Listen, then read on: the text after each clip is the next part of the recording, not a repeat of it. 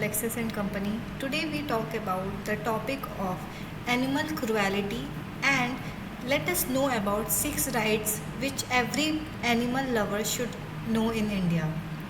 So, first a right talks about that the Delhi High Court states that there are no laws that prohibit people from feeding stray animals. In fact, feeding strays is both lawful and helpful since it makes it easy to confine them to one particular area that they belong to. This facilitates efficient birth control and annual vaccination.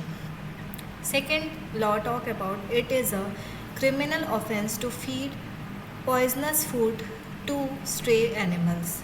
A person who is caught doing so can be charged under section 11 of the Prevention of Cruelty to Animals Act of 1960, which extends to the whole of India except Jammu and Kashmir. Third law talks about it is illegal to maim or cause any injury to any animal.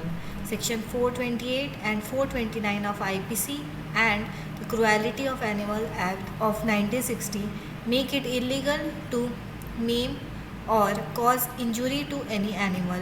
It is also illegal for vehicles to purposely injuries dogs, cats and cows on the streets. A person who is caught violating these laws can be reported to the local animal protected group and to the police. A case can be also filed under these sections, and the punishment under this above sections, at least there should be a fine of 2000 rupees or jail up to 5 years. Now, fifth law talks about the Animal Welfare Board of India issues IDs for people who feed stray animals.